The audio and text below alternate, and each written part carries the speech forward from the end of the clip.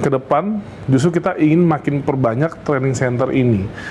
Kalau kita bisa mengkombinasikan dan menghidupkan seluruh lini ini, otomatis akan ada ekosistem yang berorientasi ekonomik di ujungnya. Jadi itu membuat suatu kesejahteraan baru di sektor olahraga.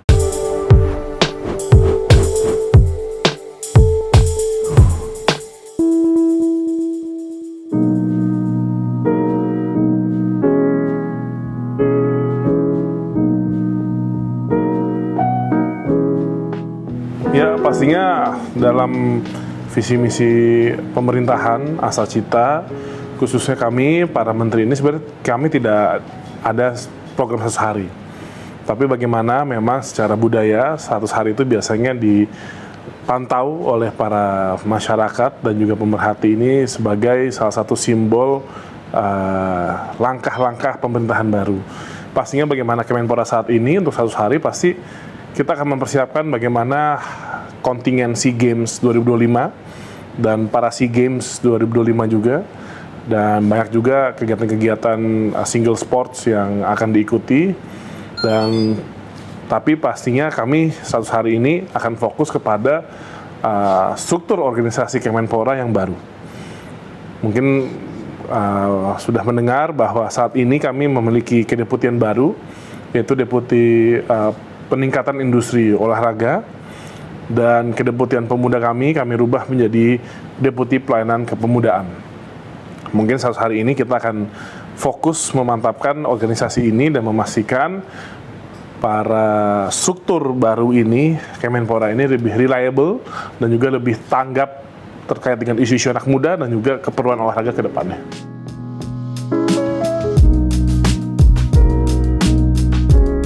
Ya, pastinya pertama, bagaimana kami selaku Kementerian Pemuda itu bisa menjalankan amanah melayani generasi muda kita melewati berbagai tantangan yang akan dihadapi, baik itu dari segi ekonomi, teknologi, dan sampai kesejahteraan. Dan ini kami sudah diperkuat dengan adanya Peraturan Presiden Nomor 43, di mana kita jadi ketua pelaksana untuk mengkoordinasikan program-program kepemudaan yang berada di 27 kementerian lembaga.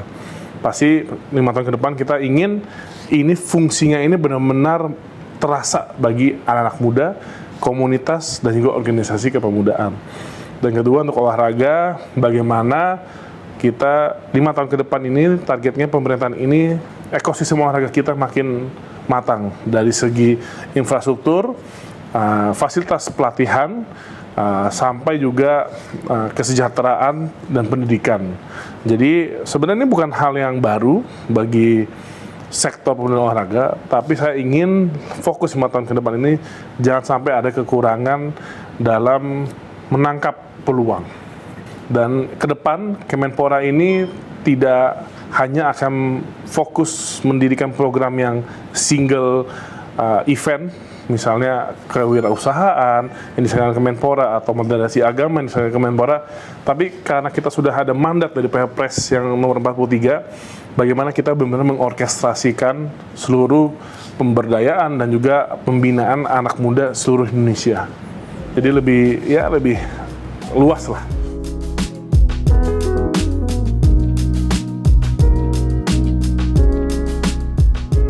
Ya, pastinya Desain Besar Olahraga Nasional, yaitu Perpres nomor 86 itu, pastinya keberlanjutan bagaimana Bapak Presiden Prabowo ini dari sebelum menjadi presiden sudah sangat cinta dengan olahraga. Dan bagaimana beliau, alhamdulillah, waktu sudah menjadi presiden terpilih, juga sempat menghadiri bersama saya di Olimpiade Paris. Jadi beliau merasakan atmosfernya karena berbeda, dan juga merasakan bagaimana persaingan antar negaranya. Jadi beliau memiliki fokus dan juga tujuan bagaimana Indonesia makin kuat di kancah olahraga dunia. Dan saya rasa Desain Besar Olahraga Nasional ini sudah sangat baik, karena di dalamnya bagaimana mencapai Indonesia Emas 2045 dan bagaimana koordinasi dan sinergitas kementerian lembaga untuk membangun olahraga kita. Dan pastinya tetap mana yang perlu dievaluasi, itu kita selalu melakukan evaluasi berkala di Kemenpora bersama para pakar. Tapi justru dengan adanya DBON ini, justru ini mempertajam pembagian tupoksi tanggung jawab dan juga pekerjaan masing-masing stakeholders. Justru dengan adanya DBON ini, para universitas ini kita titipkan para atlet, dan itu sudah include dari tahap sebelumnya itu bersama dengan cabang-cabang olahraga. Kami ingin juga memaksimalkan bagaimana ke depan ini universitas-universitas seluruh Indonesia ini makin matang lagi dan makin siap lagi membina olahraganya. Karena bisa dilihat bagaimana di negara-negara maju keterlibatan akademisi dan juga keterlibatan universitas itu sangat besar variabelnya. Ini yang budaya yang kita ingin capai. Dan justru sekarang ini menurut saya eranya dan waktunya para cabang olahraga ini harus memiliki target yang jelas, roadmap yang jelas, apalagi kalau untuk cabang-cabang olahraga yang Olympic sport. Jadi kita sangat mendorong federasi untuk bisa menyiapkan roadmap menuju target Olimpik.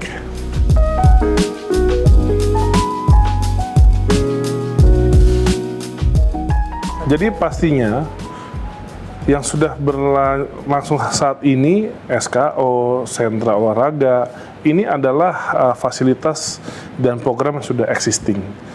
Dan ya kembali lagi, kita selalu mengeluh kurangnya fasilitas training center. Dengan SKO dan sekolah olahraga yang sudah ada sekarang sangat baik, tapi masih kurang juga. Jadi ini akan ke depan justru kita ingin makin perbanyak training center ini, dan yang sudah ada saat ini bisa dilihat contoh-contohnya seperti di UNESA dan lain-lain, itu sekarang fasilitasnya makin baik. Alhamdulillah di era kepemimpinan saya di Kemenpora yang sebelumnya, alhamdulillah kita ya sedikit last minute karena itu baru 2023 akhir, itu kita berhasil meyakini waktu itu Bapak Presiden Jokowi untuk membangun sport center. Ada dua. Yang pertama di Cibubur untuk Olympic Sports-nya, yang kedua di Karanganyar untuk Paralimpiknya. Jadi kalau untuk yang di Cibubur, kita fokuskan nantinya untuk atlet yang berusia 15 dan 18 tahun. Dan untuk cabang olahraganya pasti terfokus pada cabang olahraga Olimpik. Jadi nanti adanya program di situ juga ada sekolah. Jadi sisi akademisnya juga kita perkuat. Dan nanti insya Allah tahapan berikutnya adalah yang sekarang rumah sakit olahraga itu menjadi pusat sport science untuk Indonesia. Saya rasa ke depan memang Bapak Presiden sangat menginginkan juga, Bapak Prabowo, bagaimana Indonesia ini makin banyak fasilitas pemusatan olahraga yang terpadu dan standarnya standar tinggi.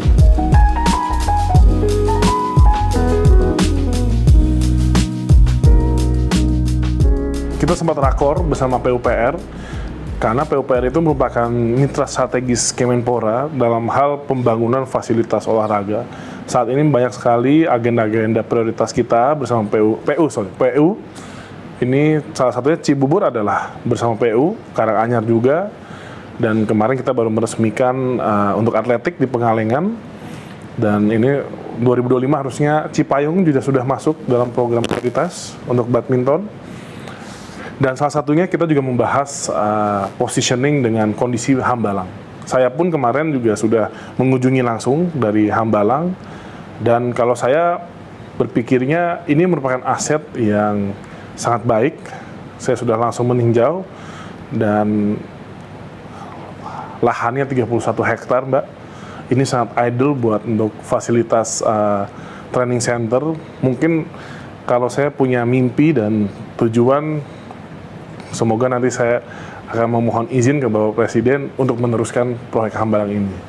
Karena menurut saya ini sudah beberapa fasilitasnya sudah di atas 50%. Jadi ini saya rasa tidak ada alasan untuk tidak menyelesaikan minimal yang sudah terbangun saat ini. Karena sudah ada dua dormitory, satu pusat untuk sport science, satu GOR, dan ada untuk atletiknya juga.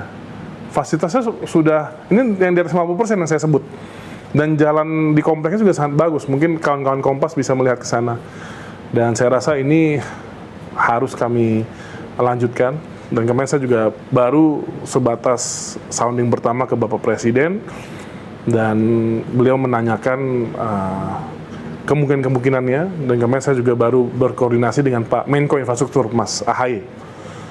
Jadi ini dalam proses kita akan meneliti lagi, tapi kalau lihat kasat mata, menurut saya ini proyek yang harus kita selesaikan. Dan kita masih membutuhkan training center. Daripada cari lahan lagi, susah lagi. Ini sudah ada lahan 31 hektar, asetnya Kemenpora, kenapa lagi kita harus cari yang lain?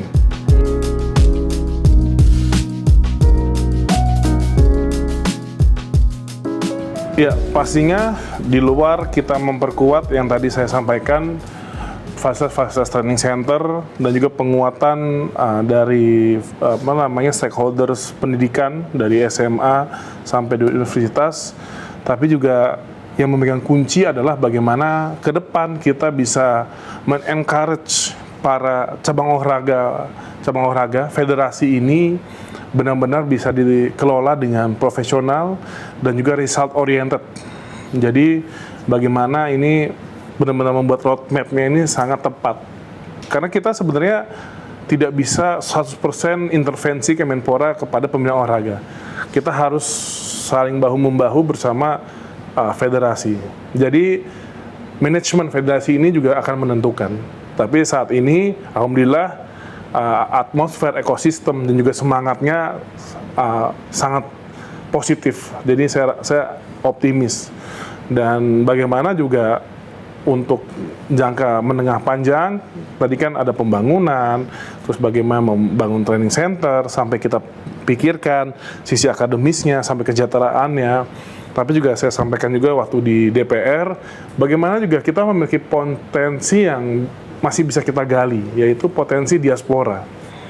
Jadi bagaimana kita mencari atlet-atlet yang berdarah Indonesia, tapi mungkin banyak tinggal di luar, dan juga mixed blood, ini yang bisa memperkuat cabang-cabang olahraga yang di Olimpik. Dari saya sejak jadi Menpora periode sebelumnya, yang saya selalu ungkapkan, bagaimana Indonesia harus bisa bangkit di 3 cabang olahraga utama dan mother of sport di Olimpik: renang, atletik, gimnastik. Kita selama ini dapat renang dan atletik ini wild card. Kalau gimnastik alhamdulillah akhirnya kemarin kita sejarah bisa lolos. Nah ini saya juga berpikir 3 cabang olahraga ini kita harus percepat.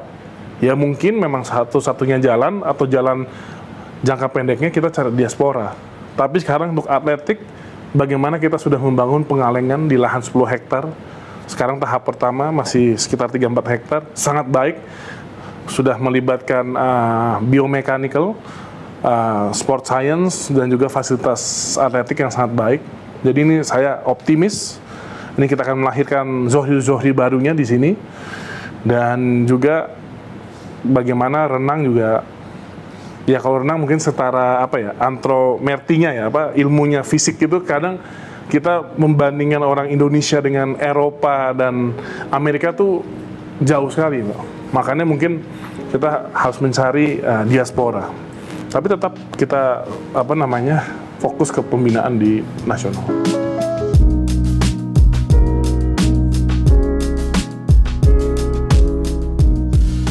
Terobosannya memang tidak ada kata lain, yaitu harus berkolaborasi dan sinergi dengan Kementerian Pendidikan Dasar Menengah. Karena memang ketika sudah masuk di sekolah, dari TK sampai SMA, kita nggak boleh masuk kan. Harus dinas ataupun Kementerian Pendidikan. Dan saya melihat bagaimana karena komitmen dari Bapak Prabowo, yang diterjemahkan oleh komitmen dari Pak Mendikdasmen, Pak Abdul Muti, saya optimis. Ini 5 tahun ke depan, bagaimana olahraga akan bergelora di sekolah-sekolah. Kalau kebugaran masyarakat secara luas, saya rasa kita bisa melihat 2 tahun ke belakang sampai ke depan ini, yang namanya olahraga ini sudah menjadi salah satu top of mind masyarakat untuk beraktivitas. Dan bagaimana ke depan kami mendorong banyaknya taman-taman terbuka yang sudah memiliki fasilitas minim untuk olahraga. Jadi kan ada ruang terbuka hijau, RTH plus gitu ya. Kita mendorong bagaimana nanti ada minimal ada lapangan volinya atau fasilitas olahraganya, dan ini sudah terjadi di beberapa kabupaten kota, dan ini akan ada pemerataan. Dan bagaimana memperbanyak juga venue-venue multifunction indoor stadium atau GOR, saya rasa itu salah satu langkah paling cepatnya. Kalau saya ingin mendorong minimal setiap kota gitu ya, provinsi memiliki satu multifunction indoor yang untuk kapasitas 5.000 sampai 10.000. Karena apa? Pertama kan kalau multifunction indoor ini bisa digunakan untuk berbagai macam event, dari olahraga sampai kebudayaan sampai entertainment. Nah, tapi dengan ada pemerataan GOR ini, otomatis ini akan mendorong economic scale dari industri olahraga indoor seperti badminton, volley, terus futsal, basket, dan lain-lainnya. Ini karena belum merata di berbagai daerah, jadi kadang susah untuk menciptakan ekosistem ekonomi industri tersebut.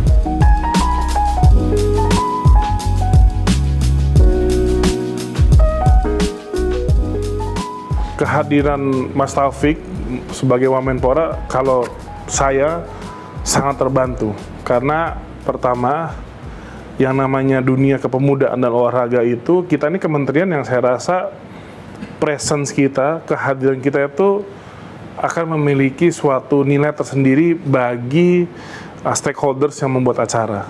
Jadi kalau di olahraga, Mbak, misalnya kita menyemangati atlet kan nggak bisa kita diwakili, tapi harus ada pucuk pimpinannya yang hadir dan menyemangati para atlet, pelatih, dan lain-lainnya.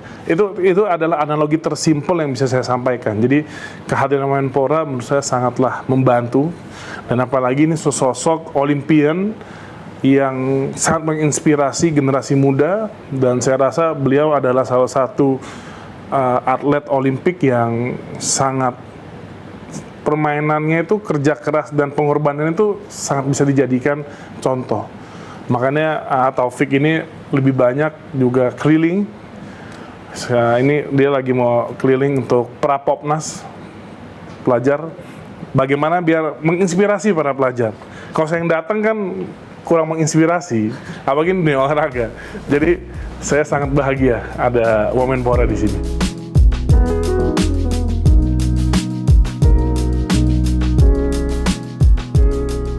Ya, pastinya kita tidak bisa mengesampingkan yang namanya sektor pemuda dan olahraga. Ini merupakan sektor yang sangat, tanda kutip, sangat seksi dan paling mudah diterima oleh seluruh lapisan masyarakat. Tapi ini yang saya rasa saya sudah mulai menyampaikan ke berbagai stakeholders, khususnya para federasi, para ketua umum, pimpinan, dan organisasi yang lainnya. Intinya, kita fair-fair aja. Kalau mau nambah nama, nambah panggung, itu adalah hak semua orang. Nggak semuanya kepentingan atau politik. Tapi kan hanya satu kuncinya kalau mau mendapatkan keberhasilan itu, yaitu dengan target dan juga pencapaian prestasinya.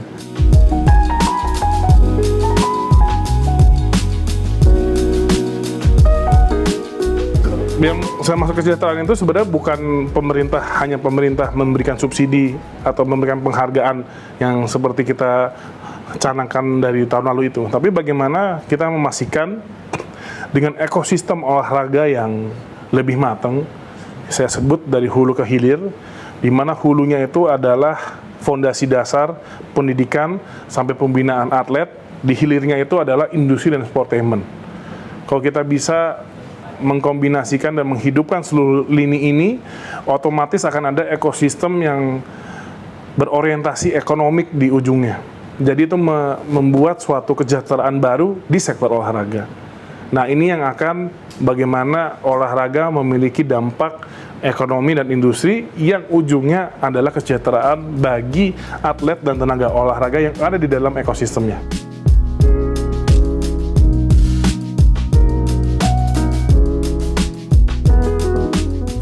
Ya, pertama saya selalu mengingatkan di setiap momen-momen forum di internal kami, bagaimana kesejahteraan itu penting, yaitu bagaimana saat ini kami sedang, insya Allah bentar lagi keluar juga, tunjangan kinerja Kemenpora naik, karena itu sangat mempengaruhi kebutuhan dari para pegawai internal kami. Dan kedua, ya selalu mengingatkan jangan sampai kita tidak bisa pulang ke rumah. Dan juga saat ini juga saya sudah merekrut tenaga ahli yang sebelumnya adalah Kasatgas KPK. Jadi membantu saya bagaimana jangan sampai, bahkan kebijakan pun jangan sampai kita ada celah ternyata itu bisa merugikan negara ataupun bisa masuk pidana korupsi. Dan kita juga selalu melakukan kolaborasi, contohnya dengan kejaksaan untuk pendampingan dari PON, Peparnas dan lain-lainnya. Kita selalu bersama dengan kejaksaan, BPKP, dan juga kepolisian, Bareskrim untuk satgas korupsinya. Jadi multi stakeholders ini selalu kita guide dan juga kita terbuka bersama, jangan sampai suatu kebijakan yang ada ini bisa menimbulkan kerugian negara ataupun tindak pidana korupsi. Karena kan yang namanya tindak pidana korupsi itu jangankan kita mau nyuri untuk keuntungan pribadi, kadang kebijakan saja kan itu ternyata ada celah-celah yang tadi saya maksud. Nah ini yang selalu saya gaungkan, dan alhamdulillah kemarin juga kita baru kembali meraih predikat WTP di BPK, dan ini yang harus kita pertahankan.